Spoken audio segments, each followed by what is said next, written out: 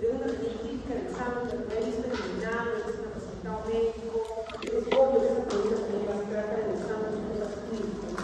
La típica pregunta de la diferencia del bronquio derecho izquierdo tiene una importancia clínica relevante, ¿no? Porque el bronquio derecho tiene de por sí una configuración anatómica mucho más vertical, ¿no? Mucho más vertical. Dicen inclusive algunos libros de que es la continuación de la tráquea, ¿no? Vertical, es más ancho, ¿no? Es más ancho, más vertical. Entonces hay más posibilidad para que los niños, sobre todo la casuística indica niños entre 3 a 6 años, cuando juega, bueno, los niños a esa edad no se meten toda la boca, entonces hay más probabilidades para que al estar jugando con una acción fortuita, un accidente, ingieran algún tipo de objeto extraño y ¿no? pase al lado derecho del bronquio. ¿Ya? Entonces, es típico el caso clínico, ¿no? Se dice un niño, ¿no? Que está jugando con una moneda que pone, ¿no? Presenta dificultad respiratoria, ¿no? Anatómicamente, ¿dónde es más probable? Entonces, el bronquio derecho. ¿Ya? Esa pregunta la van a ver ustedes todos. Entonces, vamos a comenzar a definir lo que es la cavidad nasal, primeramente, y tenemos que hablar de la entrada de la cavidad nasal, ¿no? Que es la nariz. Entonces, en la morfología de la nariz, ustedes pueden adelante. En la morfología, vayan pasando la lista, por favor. En la morfología de la nariz, lo que tenemos que adelante, lo que tenemos que señalar es que está conformada por un esqueleto óseo-cartilaginoso, ¿no? Tiene un componente óseo, ustedes ven aquí, representado por los huesos propios de la nariz, en esta área positiva, ¿no? Además de otros componentes óseos y por este cartílago que ustedes pueden ver en la nariz. ¿Cuál es su posición? No, tiene una posición central, una posición central en el centro de la cara, una forma de pirámide, tiene caras laterales que se continúan con las mejillas, ¿no? Estas caras laterales planas que se continúan con las mejillas, tiene una parte fija que se corresponde al esqueleto óseo que lo adhiere a través de los huesos propios de la nariz, el resto del componente óseo, y una parte móvil que está conformada por su tejido cartilaginoso, ¿no? Las alas mayores y las alas menores, ¿ya? Y una porción posterior que está representada por dos canales que lo comunican hacia atrás con las cavidades nasales propias del niño. Vamos a hablar un poquito de sus bordes, ¿ya? Estas son las que ustedes ven aquí, estos bordes laterales. Tienen dos bordes laterales que van a configurar según su ubicación el surco nasopalpebral. Se entiende el nombre, el nasopalpebral que está cerca a la cavidad orbital, adelante, surco nasogeniano y surco nasolabial. Surcos importantes desde el punto de vista estético, ¿no? Esos surcos nasogenianos, nasolabiales, ¿verdad? Tienen un componente estético importante, ¿no? A través de los caninos, sobre todo, ¿no? Los caninos le dan esta estructura un poco elevada a esos surcos nasogenianos. Cuando un paciente pierde algún canino, ¿no? Porque está un poco sobreelevados, entonces hay alguna asimetría en el rostro, ¿no? Entonces, desde el punto de vista estético, estos surcos nasogenianos son adelante, ¿no? Entonces, los cirujanos plásticos, ¿no? Los odontólogos también, cuando quieren hacer algún tipo de corrección, se fijan pues, en esos surcos nasogenianos, ¿no? Que estén relativamente simétricos, ¿no? Para que no haya posteriormente problemas de inconformidad estética, ¿no? Inconformidad estética le dicen ellos. Muy bien. Además hay un dorso, ¿no? Un dorso nasal que une estas caras laterales y también, pues, según su forma, ¿no? Tenemos una nariz recta, ¿no? ¿Cuántos de ustedes tienen nariz recta? Otros tendrán una nariz respingada, no sé, un poco más cóncava, ese dorso, y otro convexo, ¿no? Una nariz abierta, ¿no? Entonces, este dorso es lo que le da, pues, esas características propias a la nariz, ¿no? Que cada uno de ustedes tiene. Y termina en el vértice de la nariz, este es el vértice de la nariz, que es una prominencia peculiar. Muy bien. Estamos hablando de que es entonces una estructura óseo-cartilaginosa. ¿Cuáles son algunos de los huesos que conforman esta estructura ósea? Bueno, los huesos que ustedes pueden observar aquí en esta diapositiva, de adelante hacia atrás, primero tendrán que ser los huesos propios de la nariz, ¿no? Los huesos propios de la nariz, hacia atrás la espina,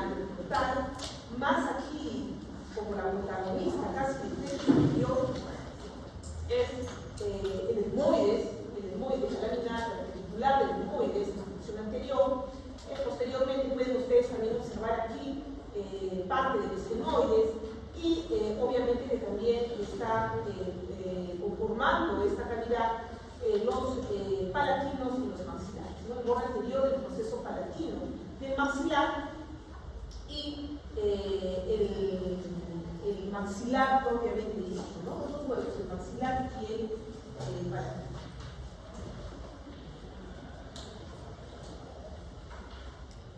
¿Qué más podemos decir sobre los cartílagos, ¿no? Hemos hablado un poco de las estructuras óseas, los huesos propios de la nariz, el frontal, el maxilar, el palatino, el esfenoides que lo conforman, pero también los cartílagos son importantes. Entonces, el cartílago del tabique nasal está conformado por la prolongación anterior del tabique óseo, que está conformada por el etmoides y por el hómer, que aquí es el izquierdo, ¿no? El etmoides y el hómer, la continuación, y que sostienen el dorso de la nariz, es la parte móvil, esta es la parte móvil, que va desde la espina nasal anterior al vértice nasal.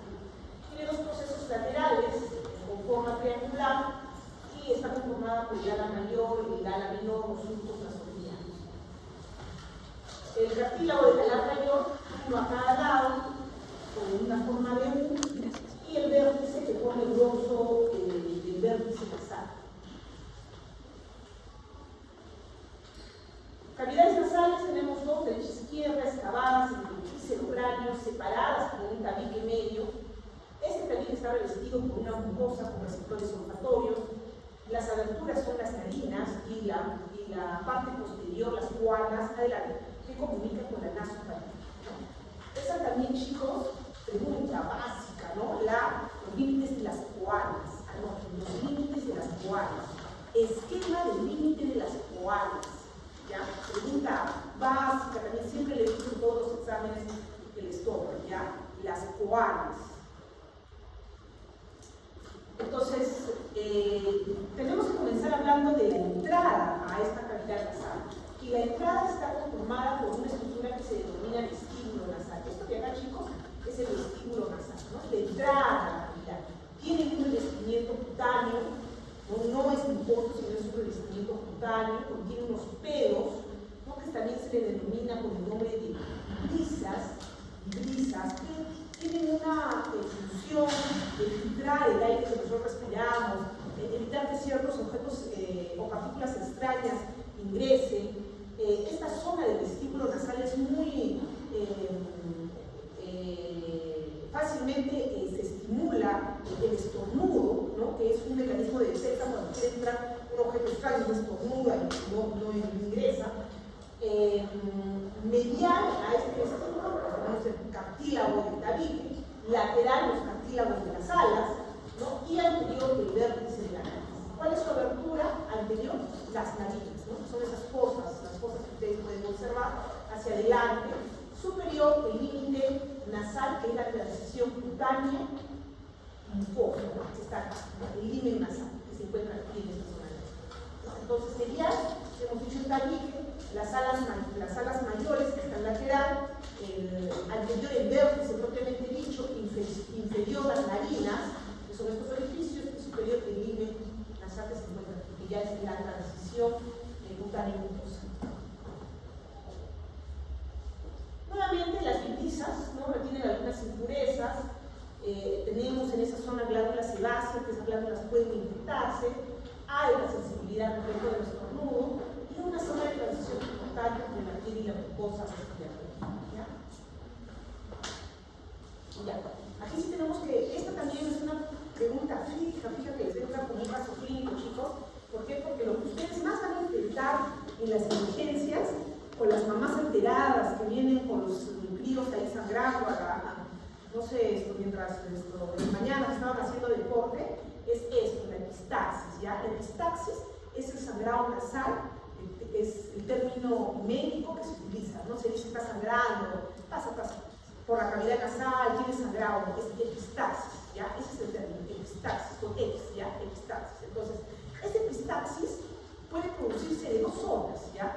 Puede producirse de una vascularización anterior de la nariz, que es lo más frecuente, lo más fácil de manejar, lo más común. Generalmente pues es por traumatismos leves, estornudos fuertes, rinitis,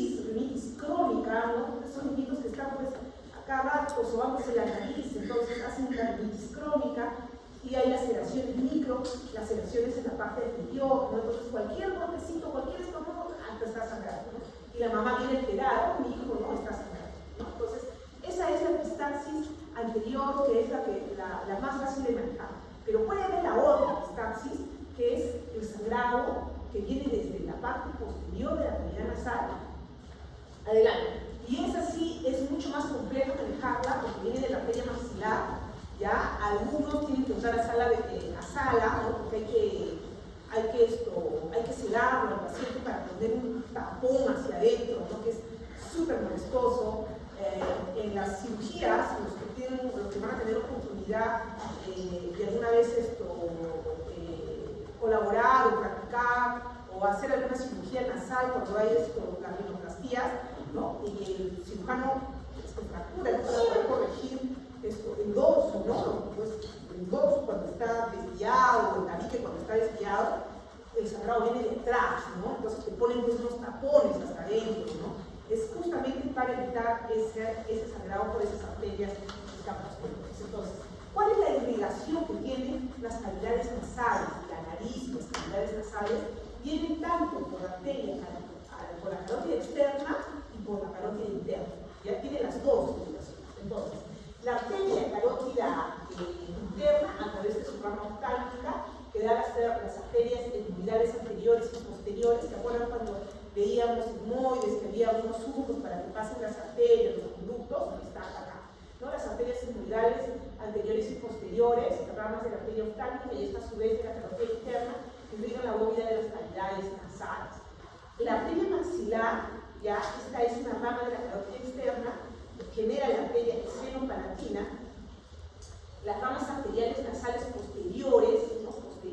Laterales, ramas septales posteriores están hacia atrás, irrigan las regiones posterior, lateral, media e inferior.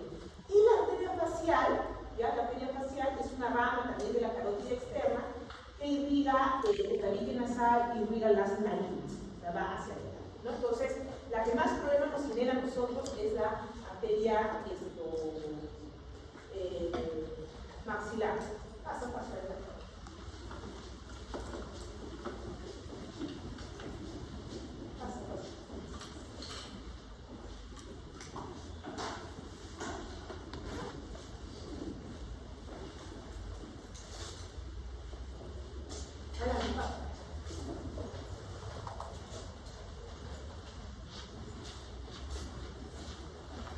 Entonces, chicos, la pregunta del examen va a ser esa, ¿no? Un traumatismo fuerte, no sé, puede ser fuerte, ¿no? Miren la palabra, es que tendréis que salir de acá los casos clínicos, ¿no? Un traumatismo fuerte, intenso, de todo el dorso, mucha tumefación.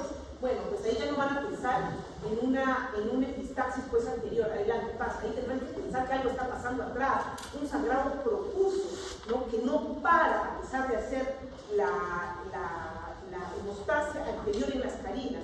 ¿Cuál es la arteria que podría estar comprometida? Entonces la maxilar, ¿no? Ese sangrado está viniendo desde atrás, ¿no? Ese es el enunciado que va a haber en el caso clínico, ¿ya? Entonces, no se deben confundir con los distractores de los casos clínicos, ¿no? Ahí tienen que entonces ustedes pensar en las arterias seno-palatinas, en las arterias posteriores. Continuamos. Entonces, hemos dicho que la epistaxis es la terminología que ustedes deben emplear cuando hay hemorragias nasales. Es un término clínico, ¿no? Es un término clínico. ¿Y esto qué lo genera? ¿Qué genera esas epistaxis? Los traumatismos, las infecciones de los senos paranasales, ¿no? Un traumatismo, rinitis, un ambiente árido, también muy seco, ¿no? No sé si les ha pasado los que han ido a la zona de la altura, las mucosas pues se secan, ¿no? Es que no pueden respirar, ¿no? Medicamentos anticoagulantes, hipertensión también, ¿no? El paciente cuando está con mucha hipertensión, ¡pum!, se rompe, ¿no? Una de las arterias. Enfermedades hematológicas, es algo un poco más raro, pues ya estamos alucinando, ya pensando en lo más raro, ¿no? Y neoplasia, claro, pero ya eso es lo más raro, ¿no? El caso típico, realmente le vuelvo a repetir, es el niño que está jugando y que, ¿no? Estornuda o pasa un tipo de epistaxis. La forma más común de epistaxis es la anterior, ¿no? Que ocurre al largo del tabique y surge del plexo de Kesselrash. Ya, el plexo de Kesselrash, chicos, es, adelante, es esa trama anterior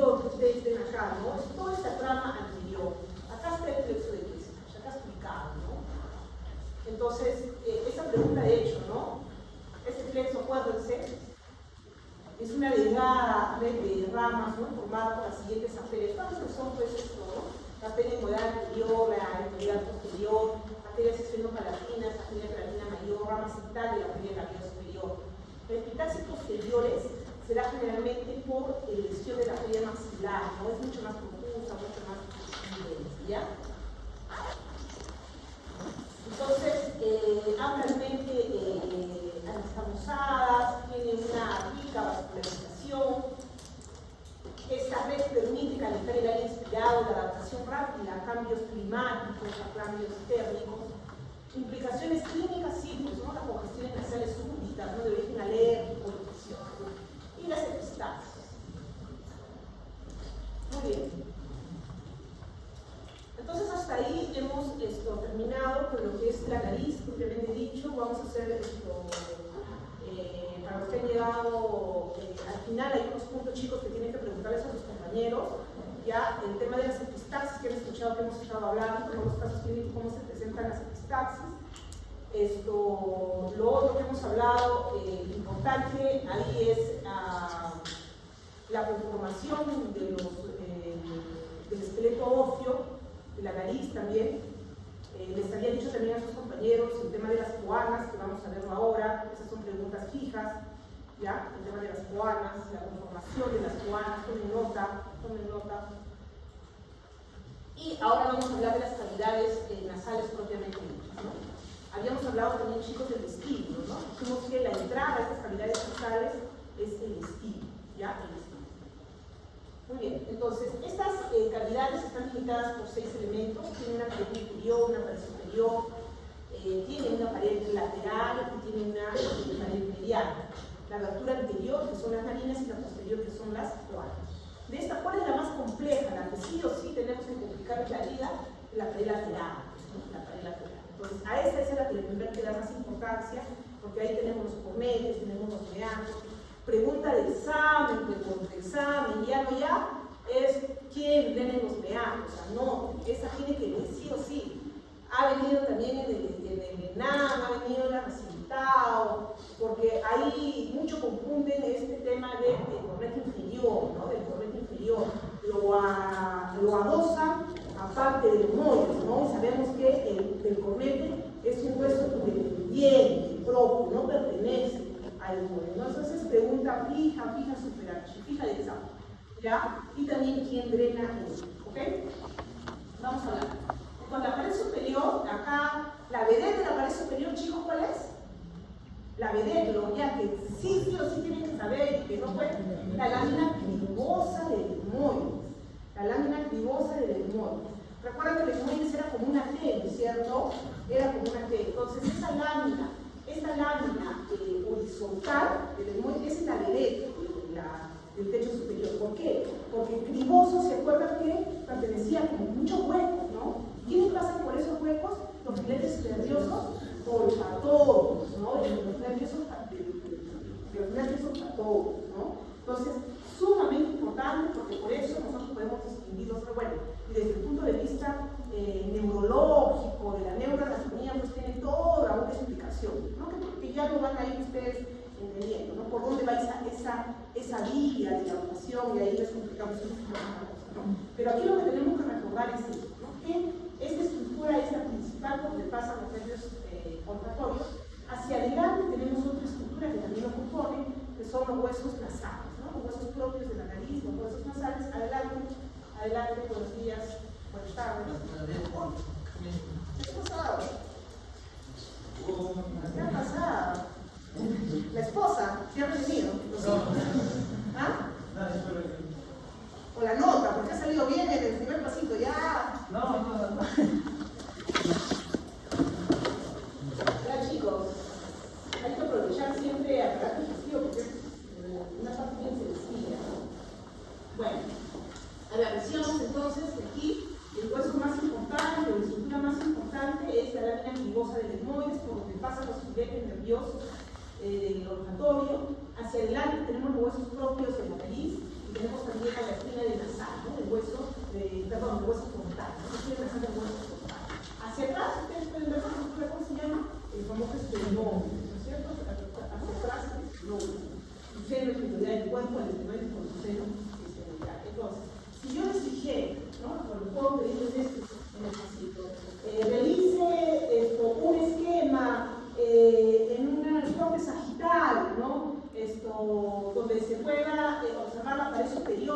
Bober nasal, quería esto, ¿no? Me pondrían aquí, ¿no? Todo esto, ¿no es cierto? Entonces el cartílago, el hueso nasal, el hueso broncal, el etmoides, el esfenoides, ¿no? Hacia atrás, ¿no? Tiene un receso, aquí está el receso esfenoidal, y un conducto palato-vaginal, hacia la fosa que digo, para todo esto, chicos, está cubierto por una mucosa, ¿ya? Que lo tapa, que lo cubre. Muy bien, el piso inferior, ¿cuál será? Entonces, el paladar puro, ¿no? Entonces, una forma cóncavo hacia arriba, el oblicuo hacia atrás, los huesos que lo conforman ya, pues ustedes conocen esto, el proceso palatino del hueso maxilar, acá está el hueso maxilar, y la lámina horizontal, claro, el hueso palatino, ¿no? La lámina horizontal del hueso palatino. Tiene acá un conducto incisivo, y también tiene una mucosa que lo recubre, no lisa, resistente, forma un receso sobre ese conducto incisivo, ¿no? Entonces, ese es el piso, ¿ya? Está facilito, ¿no? Y de la cavidad bucal, ¿qué será esto? Será el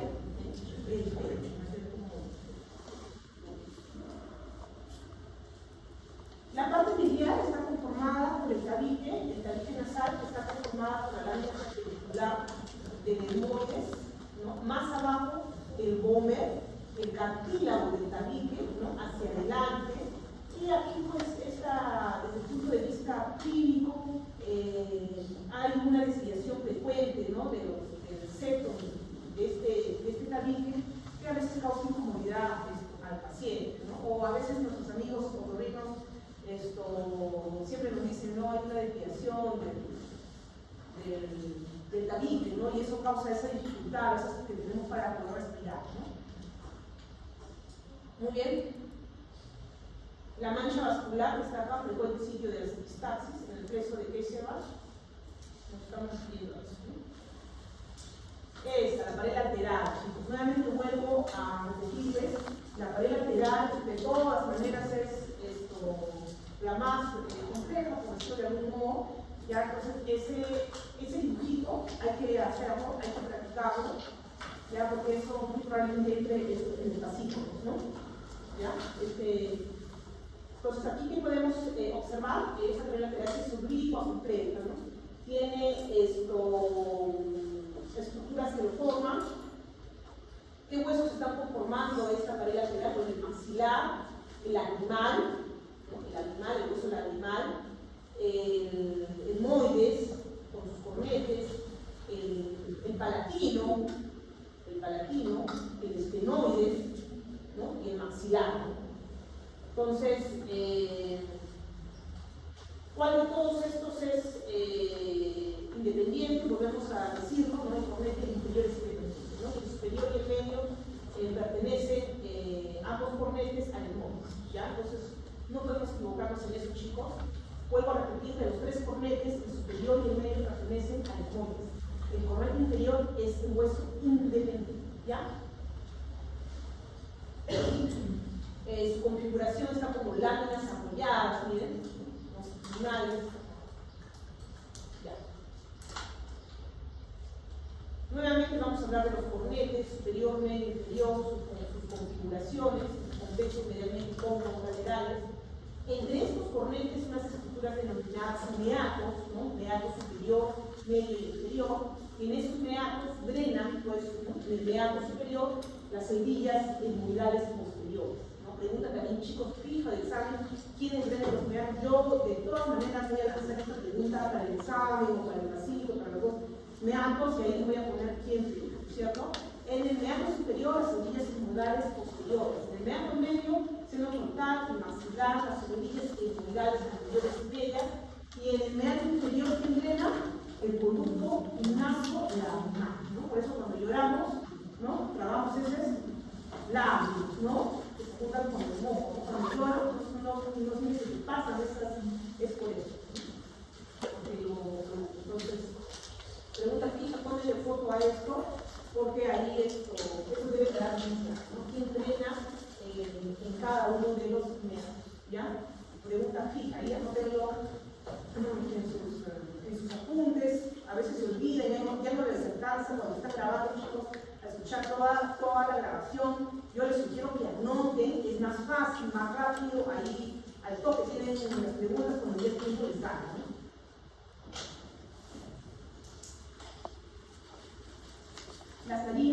dijimos que era neutral a la cavidad, correcto, ovalada entre el proceso frontal maxilar y tabique, cerrada arriba con los huesos nasales. Ya dijimos que también era la transición, ¿no?, entre la mucosa y la piel a través del límite nasal. Y esto es lo que se explora a través de la rhinoscopía anterior con el espéculo nasal, y cuando lleven ustedes el curso de ortopedía en cirugía van a tener oportunidad de poner el espéculo nasal, ¿no? Entonces hay muchas anécdotas cuando uno le dice pon el espéculo, ¿no? Entonces uno tiene la idea que el espéculo es el espéculo que se pone en la cavidad vaginal de la mujer para ver el cuello uterino. El espéculo, hay espéculo pues también nasal, ¿no?, que es el que se pone para observar o hacer este procedimiento de rhinoscopia, ¿no? Entonces, espéculo, ya saben, no solamente se refiere a los espéculos que utilizan en el área de ginecología, sino también a los espéculos nasales. Ajá, las coanas, ¿no? Dijimos que esta también era pregunta, porque siempre toman como la conformación de las coanas en un dibujo que está bien sencillo, ¿no? Entonces, miren, estas son las coanas, ¿ya? Estas ya comunican con la faringe, correcto. Tiene el gómer, miren, acá está el gómer, este es el gómer. Tiene sus paredes laterales, las láminas mediales, las apófisis pterigoideas, ¿no? Estos son los pterigoides, ¿se acuerdan de los esfenoides que tenían como unas alas hacia abajo? Ya, estas son, pues, ¿no? Aquí van, este de acá es el gómer, ¿no? Inferior realmente tenemos la lámina horizontal del hueso palatino, y hacia arriba continuamos con el gómer, porque el gómer se abre así, ¿no?, y se continúa con el esfenoides. Entonces, hacia arriba tenemos el esfenoides, ¿no?, y las alas del gómer. Es un vasito bien planito, ¿se acuerdan que tenía dos alitas, ¿no? Esto ya tiene comunicación con la faringe, con la nasofaringe, y también es importante desde el punto de vista clínico porque nos permite la rhinoscopía posterior, ¿no?, saber qué está pasando en la parte posterior, ya más adentro, ¿no? Entonces, ojo, esto sí, chicos, a este les explica, ¿no?, un esquema de los límites de las coanas, un esquema de los límites de las coanas, ¿ya?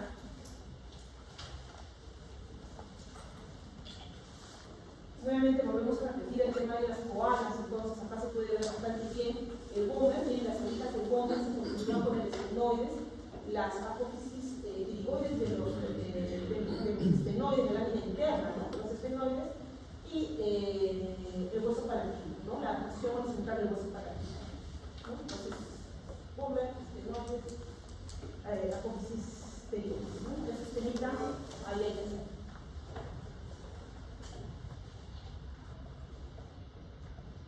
Nuevamente el tema de la vascularización, chicos. Acá podemos ver el verso de Fessenbach, ya, la arteria octavis, la rama de la carótida interna, las maxilares, la rama de la carótida externa, dijimos que llegaba a la parte posterior, mucho más difícil manejar esos cuadros clínicos, y anastomosis, fluícano, a través del verso de Fessenbach. Por eso que la epistasis es tan frecuente.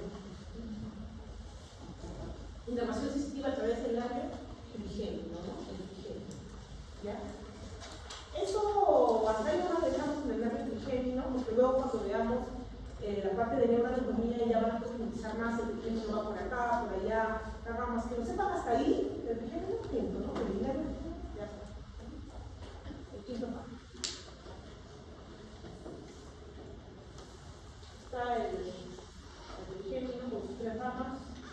Allá. Y esta imagen les puse por si acaso a alguien se le ocurra preguntar, hágame un esquema coronal. Hay un esquema coronal de lo mismo, ¿no? Acá entonces, ¿qué ven ustedes aquí, chicos? Los ubicamos, ¿no? Anatómicamente están los cornetes, el esquema coronal están los cornetes, ¿no? Superiores, medio inferiores, que tendrán que ocupar los meatos, ¿no es cierto? Los meatos, ¿ya? Acá están los senos maxilares, ¿no?, que delimitan, acá está la lámina perpendicular de limoides, ¿no? Este es un esquema coronal, ¿ya? Por eso lo he planteado así, para que también no vaya a ser que alguien los agarre con este esquema, ¿ya? Ojo. Ya, ahora vamos a hablar un poquito de la laringe, pero creo que hacemos una pausa. Nos estiramos un poquito, por favor.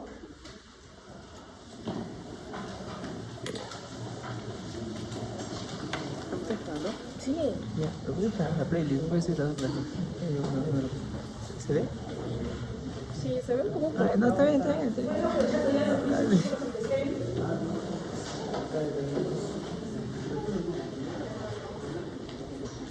¿No pasó lista?